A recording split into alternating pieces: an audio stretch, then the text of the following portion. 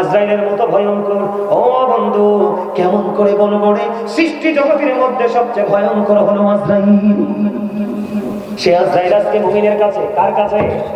আজরাইল আজকে মুমিনের কাছে বন্ধু চলে এসেছে। বন্ধুরে আমার, এবার আল্লাহর কাছে একটা ডাক দিলেন, মালিক, মালিক রে, তোমার বান্দার কাছে আমাকে পাঠিয়েছো তার রূহটা কবজ করার জন্য। ও মালিক, মালিক রে, আমি তার রূহটা কবজ করতে গেছি, আমি হাত দিয়ে চেষ্টা করেছি, পারিনি, কারণ হাত জিকির করে। ও সুবহানাল্লাহ, কোন না আপনারা কেউ ওয়াজ বুঝেন না? মা বুঝে কথা বলেন না? কে বলতেছে? আজরাইল আল্লাহকে বলতেছে। এগুলো কিন্তু কিতাব থেকে প্রমাণিত, বানোয়াট কথা নয়। খেয়াল করেন আপনি কত দামি, আপনার ফিউচারটা কত ব্রাইট। আজরাইল আল্লাহকে ডেকে ডেকে বলে, আল্লাহ গো, তোমার বান্দার কোন দিক দিয়ে রূহটা বের করতে পারছি না। কেন রে আজরাইল? হাতের কাছে গিয়েছি হাত জিকির করে, চোখের কাছে গিয়েছি চোখ জিকির করে, কানের কাছে গিয়েছি কান জিকির করে, ও বন্ধু মুখের কাছে গিয়েছি মুখ জিকির করে, পায়ের কাছে গিয়েছি পাও জিকির করে, কোন দিক দিয়ে তার প্রাণ পাখি বের করতে পারছি না। আমার আল্লাহ এবার একটা ডাক দিয়ে বলে, আজরাইল, আজরাইল রে, এমনি আমার পাগলের রূহ তুমি বের করতে পারবে না রে আজরাইল, এমন ভাবে তুমি বের করতে পারবে না। তুমি সোজা চলে যাও জান্নাতে, জান্নাতে গিয়ে একটা ফল আছে, সে ফল, জোরে কথা সুবহানাল্লাহ, কি ফল? সে ফুলটা নিয়ে এসো, এসে যখন তুমি আমার প্রিয় বান্দার সামনে যখন ধরবা, তখন দেখবো তার ভিতরে সুঘ্রাণ ঢুকতেছে। কি করতেছে? গান ঢুকতেছে। ওই আল্লাহর প্রিয় বান্দার প্রাণ পাখিটা রে, ও বন্ধু, গানের সাথে সাথে বের হয়ে আসবে। জোরে জোরে করুন সুবহানাল্লাহ। বন্ধুরা আমার, ওই মুমিনের প্রাণ পাখিটা বের হয়ে আসলো। মুমিনের প্রাণ পাখিটা যখন বের হয়ে আসলো, ও বন্ধু, এটাকে জমিনে রাখলো না, কোথায় নিয়ে গেল? আসমানে। আসমানে যাওয়ার পরে বন্ধু দেখতে পাইলেন এটা অত্যন্ত প্রেমময় আত্মা। এবার বন্ধু আসমান থেকে যখন নিয়ে গেলেন, ঘুরলেন, আল্লাহ রাব্বুল আলামিন জানিয়ে দিলেন, ওই তার প্রাণ পাখিটা কবরে যখন নিয়ে যাবে, তার দেহের মধ্যে ঢুকাইয়া দাও। জোরে জোরে করুন সুবহানাল্লাহ। এখানে কিন্তু দুইটা বিষয় আছে। আল্লাহর প্রিয় বান্দার প্রাণ পাখিটা যখন বের করা হবে, আসমানের দরজা খুলে দিবে বন্ধু, আসমানে যেতে পারবে, কিন্তু পাপী লোকের আত্মাটা এতটা দুর্গন্ধময়, আসমানের দরজা খুলবে, খোলার পরে যখন দেখবে দুর্গন্ধযুক্ত আত্মা, পাপী লোকের আত্মা, ক্যারেক্টারলেস পারসনের আত্মা, তখন সঙ্গে সঙ্গে আবার তারা দরজাটা ক্লোজ করে দেয়, বন্ধ করে দেয়। জোরে জোরে কন্যা নাউজুবিল্লাহ। বন্ধুরে আমার, আসমান ভ্রমণ করবে এই রূহটা নিয়ে। ও বন্ধু যখন জমিনে আসবে, জমিনে আসার পরে দেখবে, ও বন্ধু, তার প্রাণ পাখিটা কবর, তার বডিটা কবরে নিয়ে গেছে।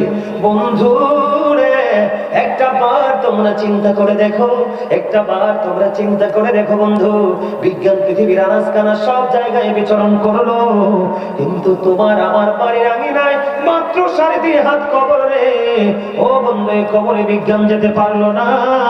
একটা বার কি ভেবেছো বন্ধু, এই কবরে কি আছে রে, যে জায়গায় এই ছোট্ট একটা ঘরে বন্ধু বিজ্ঞান পর্যন্ত যেতে পারে না? কি বলেন চেয়ারম্যান সাহেব? বিজ্ঞান আপনাকে আমাকে পৃথিবীটা হাতের মুঠোয় এনে দিয়েছে, আপনি ঘরে বসে সবকিছু কাউন্টিং করতে পারতেছেন বন্ধু, কিন্তু 3.5 হাত মাটির ঘরের খবর জানেন না। তার কারণ হলো, আমার দিকে তাকান, যখন ওই প্রিয় বান্দাটাকে কবরে রাখা হবে, কালো বর্ণের, এদিকে তাকান, 2 জন ফেরেশতা আসবে। কয়জন? তাদের স্কিনটা হবে কালো, ব্ল্যাক, তাদের চোখগুলো হবে বন্ধু লো। হাদিস শরীফের মধ্যে এসেছে, ওই 2 জন ফেরেশতা আসবে, এসে আল্লাহর প্রিয় বান্দাকে প্রশ্ন করবে। ও বন্ধু, আমি কিন্তু মুমিন নিয়ে কথা বলছি, এই কারণে আমি আসার সময় দেখেছি বন্ধু, ওই রাস্তায় রাস্তায় অনেক মানুষ এই মাহফিলে আসে না, কিন্তু আমি আসার আগেই আপনারা চলে এসেছেন। এই জন্য আপনাদেরকে মজার জন্য, প্রেমের জন্য, আল্লাহকে পাওয়ার জন্য এই আলোচনাটা আজকে করেছি বন্ধু। এবার কি হয়ে গেল, মুমিনের কবরে প্রশ্ন করার জন্য 2 জন ফেরেশতা আসলো। তাদের স্কিনটা হবে ব্ল্যাক, তার মানে কালো, তাদের চোখগুলো হবে ব্লু। তারা আল্লাহর প্রিয় বান্দাকে প্রশ্ন করবে, আল্লাহ সম্পর্কে উত্তর দিয়ে দিবে। ও বন্ধু, ইসলাম সম্পর্কে প্রশ্ন করবে, উত্তর দিয়ে দিবে। ও বন্ধু, রাসূল সম্পর্কে প্রশ্ন করা হবে, তোমাদের মধ্যে যে রাসূল পাঠিয়েছিল আল্লাহ, এই রাসূল সম্পর্কে তোমাদের ধারণা কি? মুমিন সঙ্গে সঙ্গে উত্তর দিয়ে দেবে। বন্ধু রে, উত্তরটা দিতে দেরি, ওই ফেরেশতারা সঙ্গে সঙ্গে বলবে, আমরা জানতাম তোমার উত্তরটা তো প্রেমময় হবে। মজা লাগতেছে না? ভেতরে কন্যা মজা না? আরে যারা সেন্সলেস তাদের কাছে মজা লাগবে না, যারা সেন্স এবিলিটি সম্পন্ন পারসন তাদের কাছে পৃথিবীর শ্রেষ্ঠ নিয়ামত মনে হবে। কারণ পৃথিবীর সব জায়গার ভাগাভাগি কিন্তু চলে, কবরের ভাগ চলে চলে। আপনার কোন সন্তান আপনাকে মাটি দিয়ে এসে কাছে যাবে না, যাবে? এই জন্য আল্লাহ কি বলে জানেন? যখন তোমার কেউ ছিল না তখন ছিলাম আমি, এখন তোমার সব হয়েছে, পর হয়েছি আমি। যখন তোমার কেউ রবে না, রব শুধু আমি। আমার কাছে আসতে হবে মনে রেখো তুমি, তোরা চাষনি কিছু, তোরা চাষনি গেছো কারোর কাছে খোদার মধুর ছাড়া, অন্যের উপর ভরসা ছেড়ে নিজের পায়ে দাঁড়া। বুঝতে পারছেন? কারোর উপর নির্ভর করা যাবে। এই প্রজন্ম অত্যন্ত নিষ্ঠুর প্রজন্ম, বর্তমান প্রজন্ম। দেখেন আপনাদের ছেলেরা কয়টা ছেলে সালাম দেয় আপনাদেরকে বলেন তো? দেয়? কয়টা ছেলে কবরের পারে যায়? কয়টা ছেলে টুপি পরে পাঞ্জাবি পরে মুসল্লি হয়ে মসজিদে যায়? কয়টা ছেলে মসজিদে সবার আগে যায়? এগুলো হচ্ছে আমাদের জন্য বড় বিপর্যয়। আপনারা মুরব্বীরা যখন চলে যাবেন এলাকা থেকে, এই এলাকায় আসমানি গজবে ভরপুর হয়ে যাবে। কেন জানেন? কারণ এখনকার ছেলেরা অলরেডি ইসলাম থেকে দূরে, টোটালি দূরে। চেয়ারম্যান সাহেব কি বলেন? টোটালি দূরে। আপনি তাদের চুল কাটা দেখেন ইহুদিদের স্টাইল, পোশাক পরে যে জিন্স প্যান্ট, টোটালি হারাম। কোরআন থেকে প্রমাণিত, যেই প্যান্ট পুরুষের নাভির নিচে থাকে, নিচে দিয়ে টাকনুর নিচে থাকে, এটা কোনোভাবে বৈধ নয়। কোরআন থেকে বলছে, আল্লাহ বলেছেন লিবাসুত তাকওয়া যালিকা খায়র, আল্লাহর কাছে সবচেয়ে উত্তম পোশাক হলো তাকওয়ার পোশাক। যেই পোশাক পরা ফরজ, এদিকে তাকান। লুঙ্গি বলেন, প্যান্ট বলেন, পায়জামা বলেন, ট্রাউজার বলেন, যেটাই পরেন উপর দিয়ে থাকবে নাভি বরাবর অথবা নাভির উপরে। কোনোভাবেই কিন্তু এটা নাভির নিচে যেতে পারবে না, নিচে দিয়ে থাকবে হাঁটুর নিচে টাকনুর উপরে। এইভাবে করে করে আমরা প্রত্যেকটা সেক্টর অপরাধী, ঠিক কিনা বলেন? কাকে ফলো করি? ইহুদিদেরকে। ইহুদি সম্পর্কে আল্লাহ কোরআনে কি বলেছেন? আল্লাহ বলেছেন ইন্নাল কাফিরিনা কানু লাকুম আদুওয়াম মুবিনা। আল্লাহ বলেছেন the heretics are the eternal enemy of the believers, ঈমানদারদের প্রকাশ্য শত্রু হলো বেঈমান কাফেররা। আর আল্লাহ বলেছেন উইদ্দাত লিল কাফিরিন, বেঈমান কাফেরদের জন্য আল্লাহ বরাদ্দ করেছে জাহান্নাম। অস্বীকার করতে পারবেন না, এটা কিন্তু কোরআন। সুবহানাল্লাহ বলেন না কেন? আর জোরে। ও বন্ধু, তখন মুমিন বলবে, ফেরেশতা বলবে, আমরা জানতাম তোমার উত্তরটা এমনই হবে রে। সঙ্গে সঙ্গে গায়েব থেকে আওয়াজ আসবে, ও বন্ধু গায়েব থেকে আওয়াজ আসবে, তার কবরটা দৈর্ঘ্যে প্রস্থে 70 গুণ প্রশস্ত হয়ে যাবে। আওয়াজ দিয়ে ভুলে গেছে, হিসাবটা বুঝেন না? মানে কবর কিন্তু আপনি আমি উপর দিয়ে থাকবো এই ছোটই, কিন্তু এটার ভিতরটা কি হয়ে যাবে? দৈর্ঘ্য এবং প্রস্থে 70 গুণ প্রশস্ত হয়ে যাবে, নূরের আলোয় আলোকিত হয়ে যাবে। জোরে কন্যা সুবহানাল্লাহ, আর জোরে কন্যা সুবহানাল্লাহ। দেখেন মুমিন তখন যখন তার কবরটা নূরের আলোয় আলোকিত হয়ে যাবে, ও বন্ধু দৈর্ঘ্যে প্রস্থে 70 গুণ প্রশস্ত হয়ে যাবে। এবার কি করবে, কি করবে বন্ধু রে? ওই যে আল্লাহ ওয়ালা মুমিন বান্দা কবরে দেখেন কি সেনামি, কি এটা কি সেনামি না? এবার কবরে বন্ধু মুমিন বন্ধু কি করবে? সেনামি করবে। বলে হুজুর কেমন সেনামি? ফেরেশতাকে বলবে, ফেরেশতা রে আমাকে একটু দুনিয়া যেতে দাও না। কই কেন কেন? কই আমি যে এখানে ভালো আছি কেউ তো জানে না রে। আমি আমার ফ্যামিলির মানুষগুলো কাঁদতেছে, আমি তাদেরকে জানিয়ে আসবো আমি ভালো আছি। এবার ওই মুমিন যখন প্রশ্ন করবে, ফেরেশতার একটা ডাক দিয়ে বলবে, না না না, তুমি আর এখান থেকে ফিরে যেতে পারবে না। ওই পর্যন্ত তুমি ঘুমিয়ে থাকো, নতুন ভোরের মতো তাকে ঘুম পাড়িয়ে দিবে। ওই পর্যন্ত তুমি ঘুমিয়ে থাকো, যেই পর্যন্ত না তোমার মালিক তোমাকে না ডাকবে। কি বুঝলেন? সারা জীবন আমল করলে লাভ না লস? আরো যারা বলেন না, আরো যারা বলেন লাভ না লস? আমরা লাভে আছি না লসে আছি? এখন এই লাভবান হইতে হইলে আপনাকে আমাকে সচেতন, আপনাকে আমাকে কি হতে হবে? সচেতন হতে হবে, ঠিক না? ঠিক। আরেকটু আলোচনা করব, আর অল্প একটু করবো নি? চেয়ারম্যান সাহেব কি বলেন? আপনার কাছে ভালো লাগে নিওয়াজ? হ্যাঁ অবশ্যই, আমি ওয়াজ শুনি। আলহামদুলিল্লাহ বলেন। আরো জোরে। কালকে আমার বাড়িতে ওয়াজ ছিল। গতকালকে? জি জি, গতকালকে। আলহামদুলিল্লাহ। বাবার মৃত্যুবার্ষিকী। এবার আসেন, আমি যে শিরোনামটা দিয়েছি, আল্লাহ কি বলেছেন? Save yourself and your families from the fire. Monu Monu এই মনু মনু, এনে কথা কওয়া যাইবে না মনু, সাইলেন্ট মোডে থাকতে হবে মনু। এটা জান্নাতের বাগান, এখানে আপনারা সাইলেন্ট থাকবেন, যিনি আলোচক তিনি শুধু কথা বলবেন। এটা এটা এখানকার আদব। রাগ হইছেন? রাগ হইছে? এখানে না, শুধু কখনোই না। জুম্মাতে যাবেন, মসজিদে যাবেন, প্রয়োজন হলে কানে কানে ইমাম সাহেবের সাথে কথা বলে কি করবেন, কোনো সমস্যা থাকলে সমাধান করবেন। কিন্তু এখানে কাজ হলো, আজকে আমি যা বলে গেছি যদি আপনারা এগুলো মনে রাখতে পারেন, জীবনে আর কোনোদিন ওয়াজের প্রয়োজন হবে না। আমিন কোন না? আমি কি বলেছি, আল্লাহ কি বলেছেন? আপনারা কি বিরক্ত হয়ে গেছেন নাকি আরেকটু ওয়াজ করব? সবাই শুনবেন?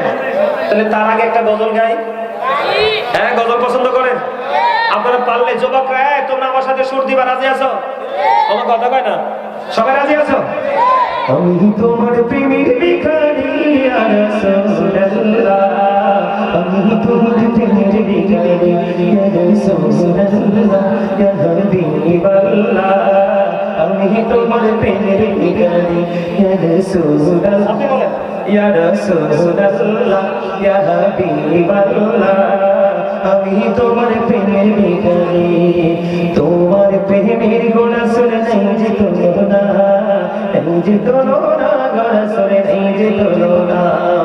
তোমার প্রেমে চিন্তা হলো বস্তুরে হলো না ইয়া রাসূলুল্লাহ, আমি তোমার প্রেমের ভিখারি ইয়া রাসূলুল্লাহ, ইয়া হাবিবাল্লাহ, আমি তোমার প্রেমের ভিখারি।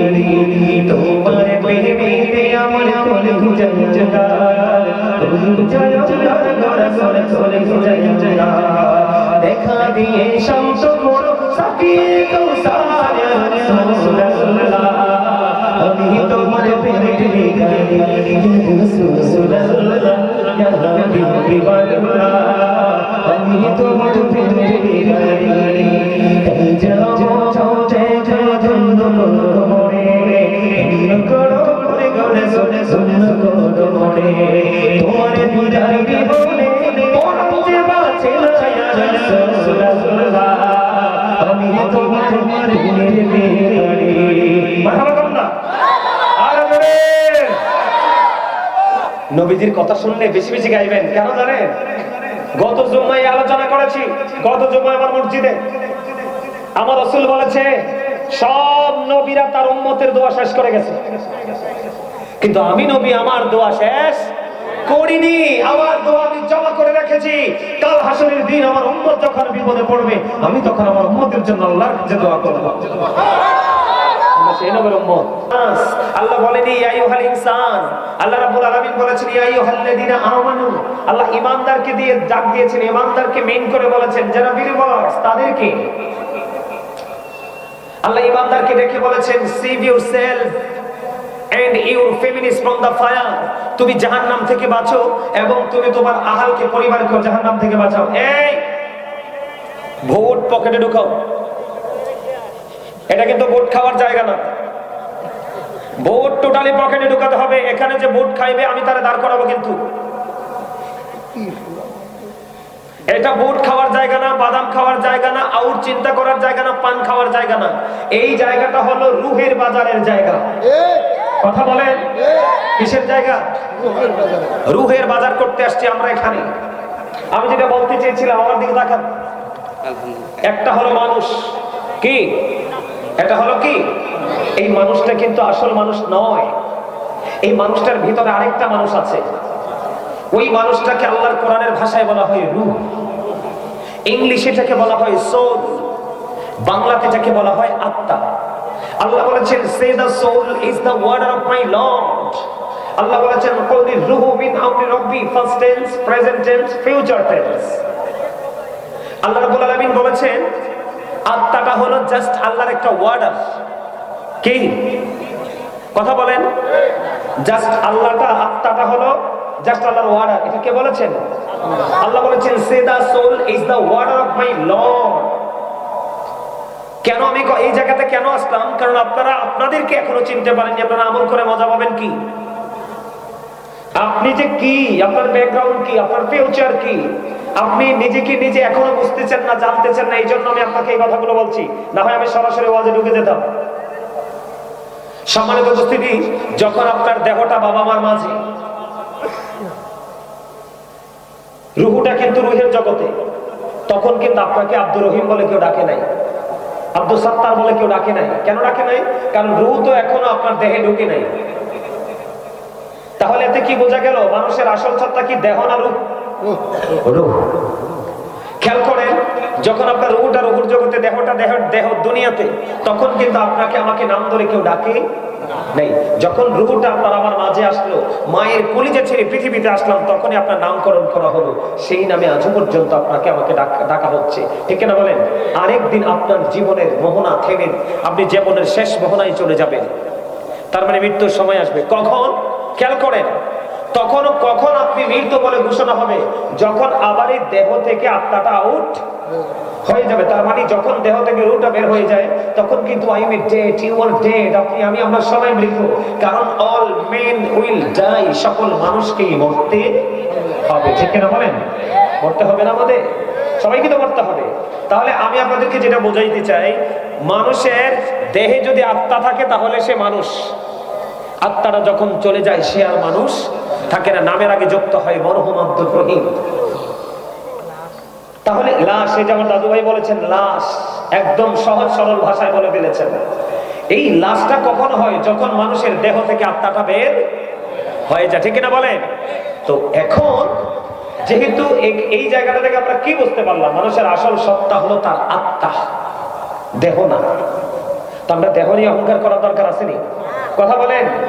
সম্মানিত উপস্থিতি, প্রত্যেকটা পার্সন ডবল পার্সন, প্রত্যেকটা মানুষ ডবল। একটা হলো দেহ আর একটা হলো আত্মা। খেয়াল করেন, আপনি দেহের খাবার পৃথিবীর যেই কোনো জায়গায় পাবেন, অ্যানাদার প্লেস, যেই কোনো জায়গায় যাবেন আপনি দেহের খাবার পাবেন। এই যে আজকে মাহফিল হয়েছে না, অস্থায়ী মার্কেট বসছে না, আপনি এখানে লোকাল খাবার পাবেন। ভালো কোনো রেস্টুরেন্টে গেলে ভিআইপি খাবার পাবেন। পার্থক্যটা এইটুকু। কি নিয়ে ভাই? পার্থক্যটা শুধু এইটুকু। কিন্তু সম্মানিত উপস্থিতি, আপনি তো আত্মার বলে বলিয়া কথা বলেন না কেন? আপনারা কি আমার ওয়াজ সত্যি মনোযোগী? সবাই মনোযোগী? কে কে আমার আলোচনা শুনতেছেন, ভালো লাগতেছে এবং অনেক বেশি মনোযোগী? হাত তুলে দেখান তো দেখি। সোজা করে, এভাবে সোজা করে, কনফিডেন্সলি হাত নামান। মাশাআল্লাহ। আপনি কিন্তু মুমিন।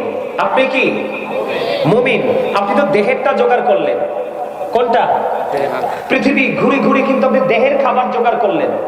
দেহের জন্ম পৃথিবীতে, এটা ক্ষয় হবে পৃথিবীতে, এটা বিলীন হয়ে যাবে পৃথিবীতে। কারণ আমরা শুনেছি স্মার্ট ইংলিশ ভাষায় আমরা বলি dead body. He is dead বলি কিনা? বলি না? নারী হলে বলে শি ইজ ডেড, বলি কিনা? তো আমরা ডেড বডি বলি, কিন্তু কোনোদিন তো ডেড সোল বলিনি। কারণ আত্মাটার কোনো ক্ষয় নেই, আত্মার কোনো বিনাশ নেই, আত্মার কোনো মরণ নেই। আত্মা শুধু স্থান পরিবর্তন করে, প্লেস চেঞ্জ করে, জায়গা বদলায়। একদিন রূহের জগতে, আজকে আপনার আমার মাঝে, আরেকদিন কিন্তু আপনাকে আমাকে ছেড়ে রূহটা চলে যাবে। তাহলে আপনি প্রতিদিন কিন্তু কি করছেন? দেহের খাবার খাচ্ছেন। দেহের মানে পৃথিবীর খাবার খাইলে দেহের শক্তি মিলে না। তো আপনি তো প্রতিদিন দেহের খাবার জোগাড় করছেন, কিন্তু রূহকে কি দিচ্ছেন? আপনি তো মুমিন। এই পকেটে ঢোকাও, পকেটে। আমার দিকে তাকান। আমাদের রূহের খাবার জোগাড় করতে হবে না? মুমিন প্রতিদিন দুই ধরনের খাবার জোগাড় করতে হয়। কয় ধরনের? একটা হলো দেহের, আরেকটা হলো রূহের। আপনি দেহের খাবার যেই কোনো জায়গায় গেলে পাবেন, কিন্তু রূহের খাবার আপনি যেই কোনো জায়গায় গেলে পাবেন না। রূহের খোরাক মিলে মসজিদে, না হয় মিলে আল্লাহর অলির খানকায়, আর না হয় মিলে মাহফিলে। তাহলে আপনারা এখানে কি নিতে এসছেন? দুনিয়ার কোনো বাজার করতে আসেন নাই, আপনারা আসছেন আজকে রূহের বাজার করতে। কি করতে? কি করতে? তো রূহের বাজার করতে হলে, যেমন আপনি যদি আজকে মাহফিলে এসে আলোচনা শোনার পরে, জিকির ওয়াজ আমল করার পরে যদি প্রশান্তি পান, তাহলে আপনি বলতে পারবেন আজকের মাহফিল কবুল হয়ে গেছে। তাহলে এখানে আমরা কোনটা রাখবো? আত্মাটা। কোনটা? দেহের গতি যেই দিকে, রূহের গতি সেই দিকে না, বরঞ্চ রূহের গতি যেই দিকে, দেহের গতি সেই দিকে। ঠিক আছে বলেন? আমরা এখানে আমাদের আত্মাটাকে রাখবো, কারণ কিছু সময়ের মধ্যে মাহফিলটা শেষ হয়ে যাবে। হয়তো বা কারো জীবনে এটা শেষ মাহফিলও হতে পারে। পারে কি পারে না? কথা বলেন, পারে কি পারে না? বন্ধুরি আমার, হৃদয়ের জানালা করে শুরু বন্ধু। আমার আল্লাহ বলেছেন, ইয়া আইয়ুহাল্লাযীনা আমানু ও আনফুসাকুম ও আহলিকুম নার। আমার আল্লাহ বলেছেন, ও believers, save yourself and your families from the fire। আমার আল্লাহ ইমানদারকে ডেকে বলেছেন, তুমি জাহান্নাম থেকে বাঁচো এবং তোমার আহলকেও জাহান্নাম থেকে বাঁচাও। সুবহানাল্লাহ বলবেন না? আরো জোরে বলেন না। আপনারা কিন্তু সবাই, আমরা কিন্তু আজকে সবাই জান্নাতের মেহমান। আমরা সবাই কি জান্নাতের মেহমান? রাসূল বলছে আম বাগানে গেলে আমরা আম পাই, জাম বাগানে গেলে জাম পাই, কলা বাগানে গেলে কলা পাই, মাছের আড়তে গেলে মাছ পাই, সবজির আড়তে গেলে সবজি পাই, তাই তো? আমরা জান্নাতের বাগানে আসছি কি নিব? জান্নাতি ফল নিব। সুবহানাল্লাহ বলেন। কি নিব? এই মনে ভুলে গেলে চলবে না। আল্লাহ কিন্তু আপনাকে আমাকে জবান দিয়েছে ভোট খাওয়ার জন্য নয়, বাদাম খাওয়ার জন্য নয়, রাস্তার মোড়ে দাঁড়িয়ে দাঁড়িয়ে মানুষের বদনাম করার জন্য নয়। বন্ধুরা কয়েকজন একত্রিত হয়ে আমরা অপ্রাসঙ্গিক অগ্রহণযোগ্য বক্তব্য দেওয়ার জন্য নয়। আপনি বলবেন হুজুর তাহলে জবান কি জন্য দিয়েছে? আল্লাহ রাব্বুল আলামিন আপনাকে আমাকে জবান দিয়েছে এই জন্য। আল্লাহ বলেছেন remember me then I will remember you. আল্লাহ বলেছেন ফাযকুরুনি আযকুরুকুম, তোমরা আমাকে স্মরণ করো আমি তোমাদেরকে স্মরণ করব। স্মরণ হলো বাংলা শব্দ, আরবিতে জিকির, ইংলিশে রিমেম্বার। আল্লাহ আপনাকে একটা চ্যালেঞ্জ ছুড়ে দিয়েছে। কি দিয়েছে? একটা চ্যালেঞ্জ আল্লাহ রাব্বুল আলামিন আপনাকে দিয়ে দিয়েছে। তুমি ডাকলে আমি ডাকবো, তুমি স্মরণ করলে আমি স্মরণ করব। এখনকার মানুষ তো অশান্তির শেষ নাই। তার কারণ কি জানেন? কারণ আল্লাহ যেইভাবে চায় মানুষ সেইভাবে চলে, রাসূলকে যেইভাবে ফলো করার কথা মানুষ সেইভাবে ফলো করে না। আজকে আমি সেইগুলো আপনাদেরকে শিখাতে এসেছি। আমার কথাগুলো মন দিয়ে শুনবেন। তাহলে আল্লাহ জবান দিয়েছে কি জন্য? কথা বলেন না কেন? আল্লাহ জবান দিয়েছে কি জন্য? সবাই বলেন। আপনারা না বললে একটু করে ওখানে গেলে ভুলে যাবেন, এখানে বসে তো লাভ নাই। আপনারা না বলতে বলতে, আমল না করতে করতে আপনাদের দেহে মনে জড়তা চলে এসেছে। আজকে এখান থেকে জড়তাকে আমরা কেটে তারপরে যাব। সবাই বলেন আল্লাহ জবাব দিয়েছে কি জন্য? তোমার কথা কয় না। সবাই বলেন কি জন্য? আরো জোরে, আরো জোরে। ম্যাক্সিমাম লোক নিয়ে অসুস্থ, কি কথা কই? আমার মনে হয় 1 সপ্তাহ 15 দিন 1 মাস খাবারই খায় না।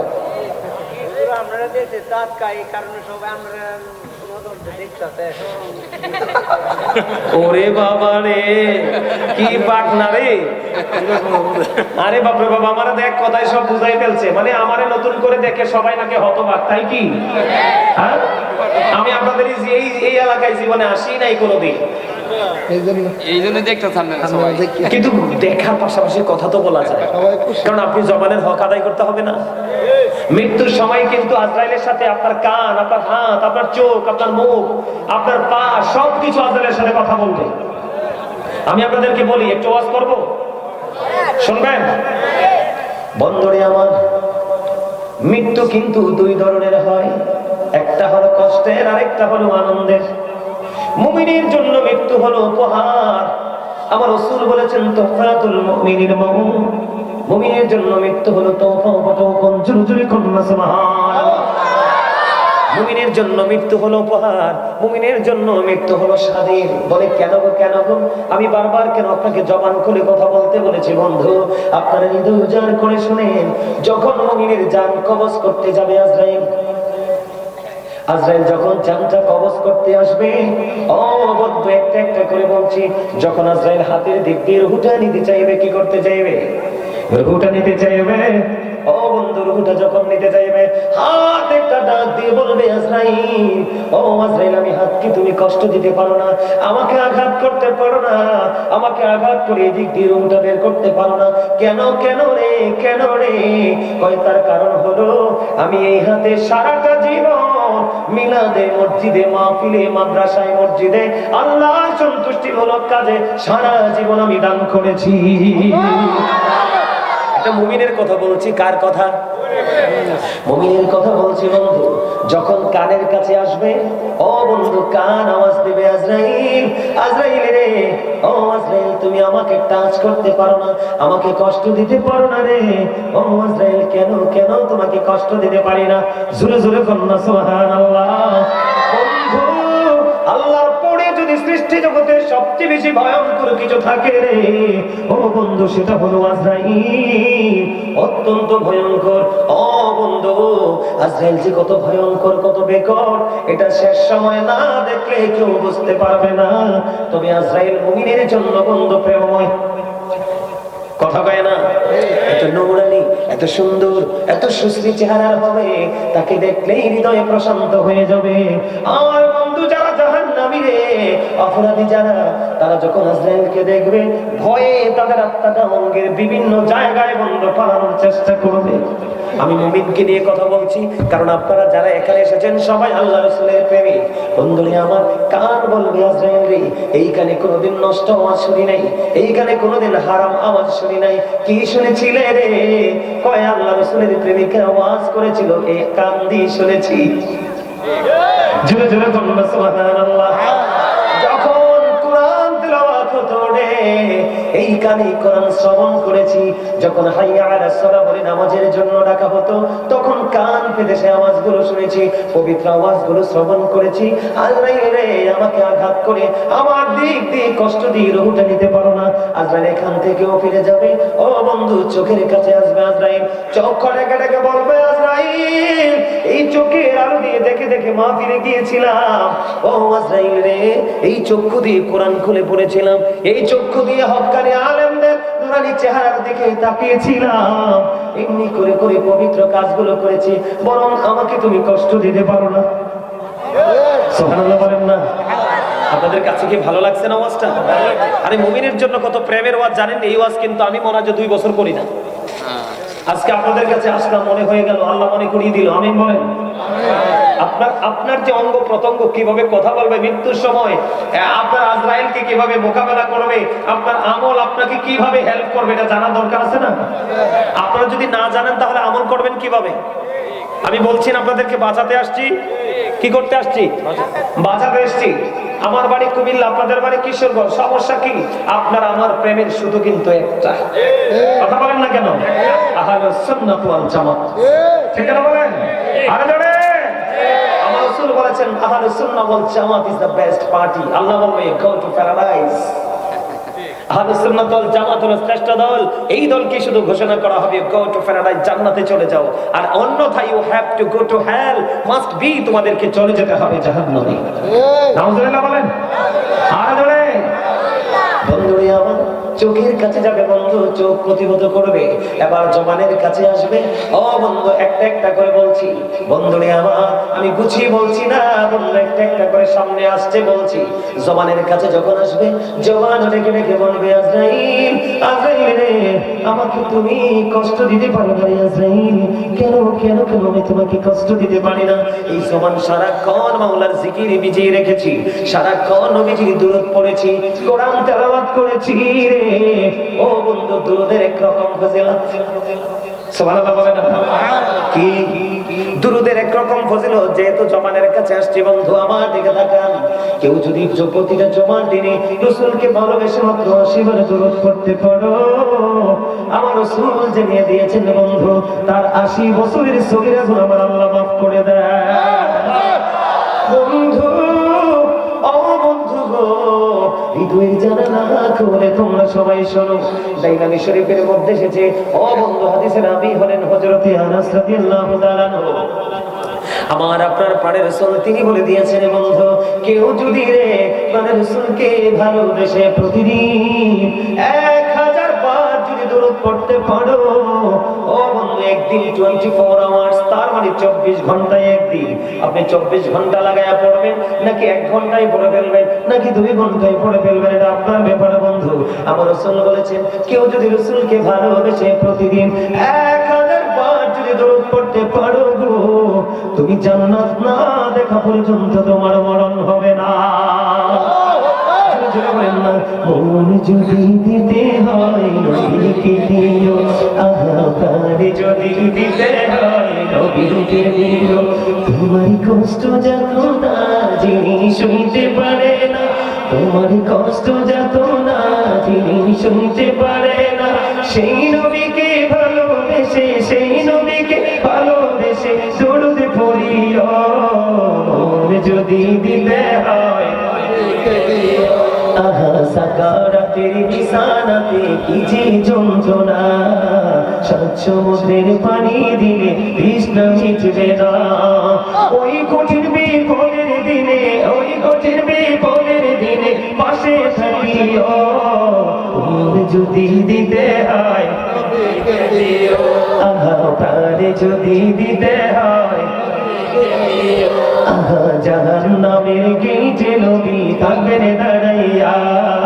চক্ষু মোবারকের পানি পড়বে গড়াইয়া জাহান্নামের গেইটে নবী থাকবে রে দাঁড়াইয়া চক্ষু মোবারকের পানি পড়বে গড়াইয়া প্রাণীর চেয়ে অধিক বেশি প্রাণীর চেয়ে অধিক বেশি ভালোবাসি ওরে যদি দিলে হয় দিকে দিও প্রাণ যদি দিলে হয় দিকে দিও তোমার কষ্ট যত না যিনি সইতে পারে না তোমার কষ্ট যত না যিনি সইতে পারে না সেই নবীকে ভালোবেসে সেই নবীকে ভালোবেসে সুরতে পড়িও ওরে যদি দিতে হয় দিকে দিও মারহাবা আরে যারা বলেন মারহাবা আর যারা বলেন মারহাবা গজলটা ভালো লাগছে না অনেক দেখেন না আমার চাচা কিভাবে কাঁদতেছে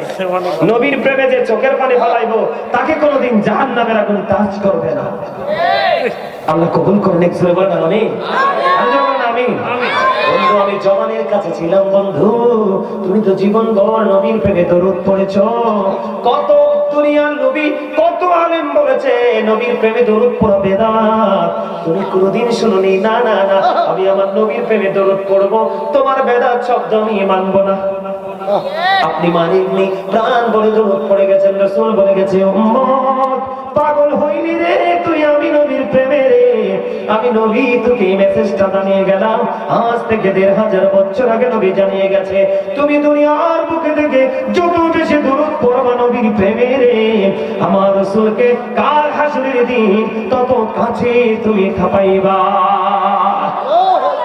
তাহলে জবান দরুদ পড়ছে সারা জীবন ঠিক কিনা বলে ও বন্ধু দরুদ নিয়ে আর কিছু বলবো না এবার আসেন কোরআন ওই জবান বলবে আজরাইল আজরাইল রে আমি তো সারাক্ষণ আমার এই জবানটাকে তাজা রেখেছি মাওলার কোরআন পড়ে জোরে জোরে কন্যা সুবহানাল্লাহ কোরআন তেলাওয়াত অহংকার ছেলেরা করেনি করে না কারণ মা বাবাই তো কোরআন পড়ে না সন্তান কেমনি কোরআন পড়বে কথা বলেন না কেন অথচ বন্ধু আমার রাসূল বলেছে আদিবু আওলাদাকুম আলা তালাতি খিসালিন হুব্বি নবীকুম হুব্বি আহলি বাইতিহি ওয়া আলা কিরাতিল কোরআন আমার রাসূল বলে দিয়েছেন বন্ধু তোমরা তোমাদের সন্তানদেরকে নবীর ভালোবাসা শেখাও কারণ এটা ঈমান এবং ফরজ এরপরে রাসূল বলেছেন তোমরা তোমাদের সন্তানদেরকে নবীর আহলে বাইতের ভালোবাসা শেখাও কারণ এটাও ঈমান এবং ফরজ আমার রাসূল আরো বলেছেন বন্ধু তোমরা তোমাদের সন্তানদেরকে ওয়া আলা কিরাতিল কোরআন কোরআন তেলাওয়াত শেখাও ও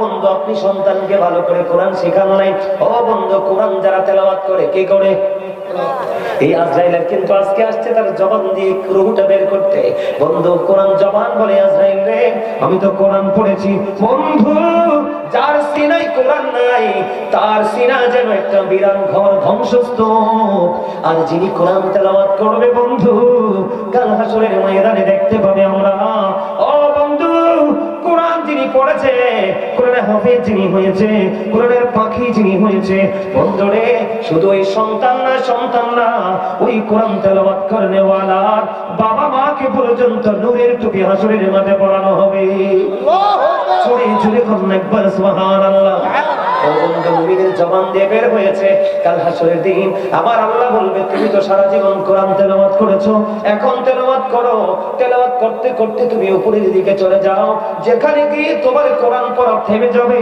সেটাই হবে তোমার ঠিকানা আর ওইটাই হলো বন্ধু জান্নাত আপনাদের সুবহানাল্লাহ মজা হয় না তো আর জোরে বলেন আর জোরে আপনার জবান কথা বলবে কাল হাসরের দিন আজকে কিন্তু শুধু মুখে কথা আসে সব চুপ ঠিক না কিন্তু ওপারে সব চলবে এটা বন্ধ থাকবে